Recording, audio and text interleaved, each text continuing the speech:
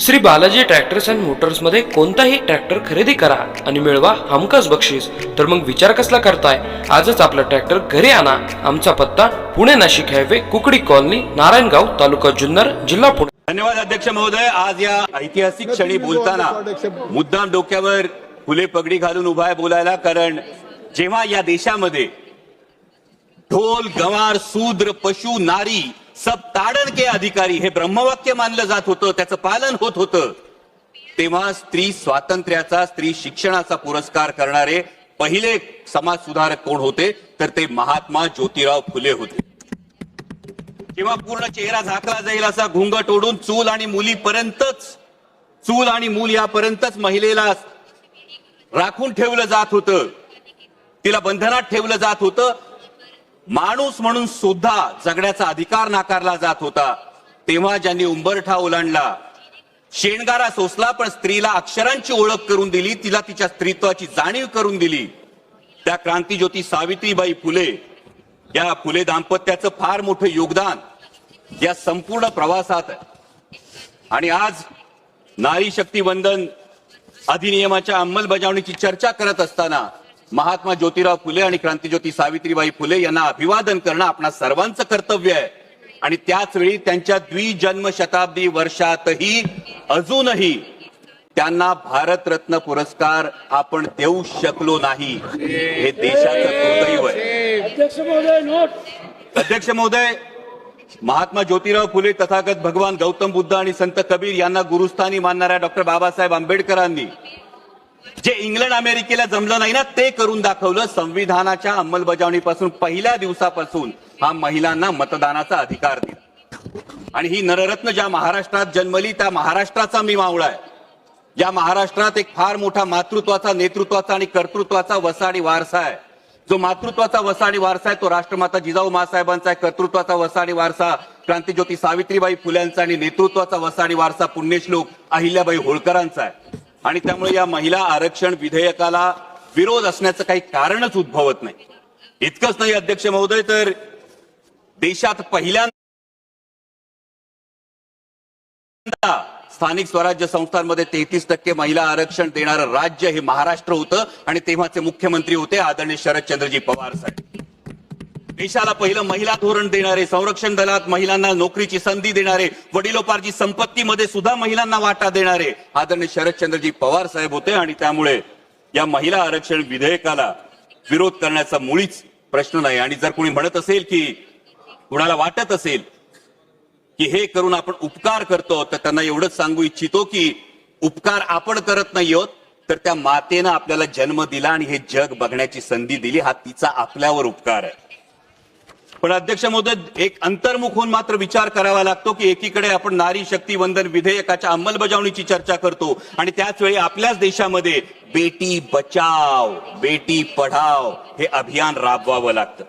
त्याच वेळी आपल्या देशामध्ये महिलांवर होणाऱ्या अत्याचारांची संख्या दिवसेंदिवस वाढत जाते। लाखो महिला या बेपत्ता होण्याच्या तक्रारी नोंदल्या जातात, त्याच्यावर कुठली ऍक्शन घेतली जात नाही। आत्ताच अध्यक्ष महोदय, महाराष्ट्रामध्ये एका भोंदू बाबांचं प्रकरण समोर आलं, आणि त्या भोंदू बाबाचं प्रकरण समोर आल्यानंतर त्या लैंगिक अत्याचार प्रकरणातले व्हिडिओज हे समाज माध्यमावर जर व्हायरल झाले, तर मग तपास करणारे अधिकारी आणि पर्यायानं गृहमंत्री म्हणून त्यांची या महिलांचं संरक्षण करण्याची जबाबदारी नव्हती का, हा प्रश्न निर्माण होतो।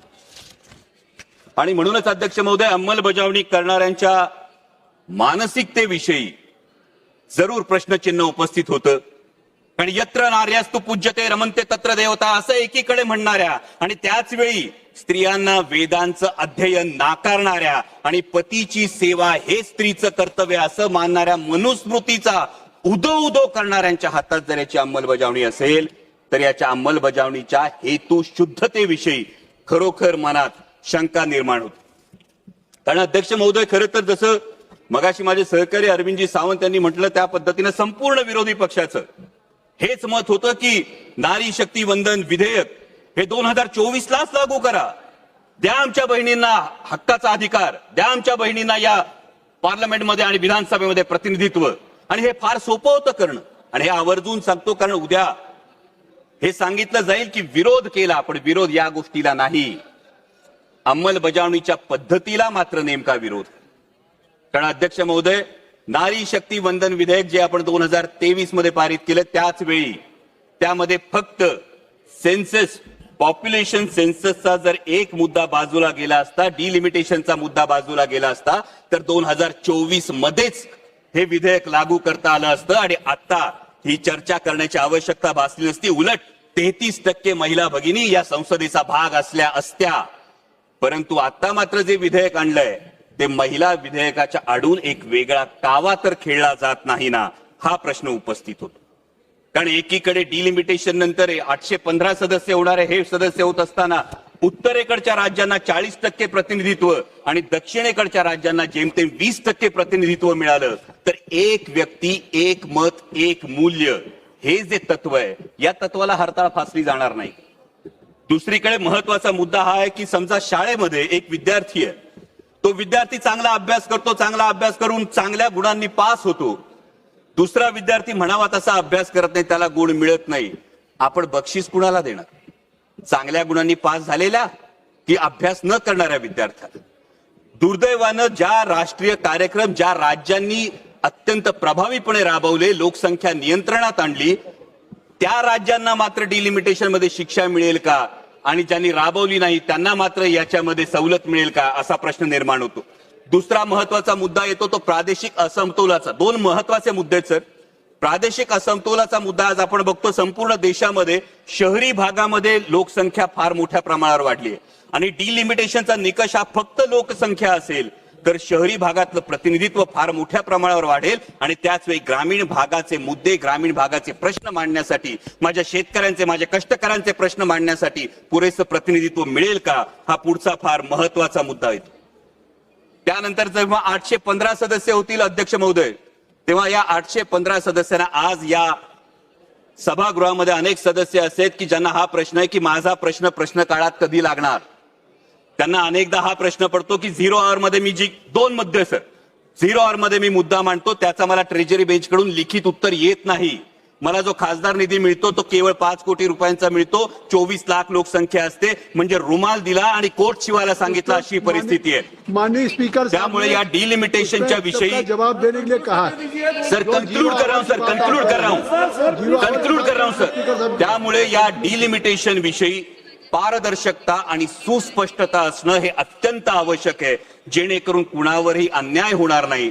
आणि त्याच वेळी जे माझे मित्र पक्षातले साथीदार आहेत त्यांना फक्त एक सल्ला देऊ इच्छितो की काही लोकांचा इतिहास असा असतो की ज्यांच्या वेळी असं म्हटलं जातं ऐसा कोई सगा नाही जिसे इन्होंने ठगा नाही. त्यामुळे यावर मतदान करताना याचा आपण जरूर भान ठेवाल अशी अपेक्षा व्यक्त करतो. आणि महिला विधेयकाला मुळीच विरोध नाही, परंतु डिलिमिटेशनच्या बाबतीत पारदर्शकता आणि सुस्पष्टता असायला हवी अशी मागणी करतो. धन्यवाद. जय शिवराय.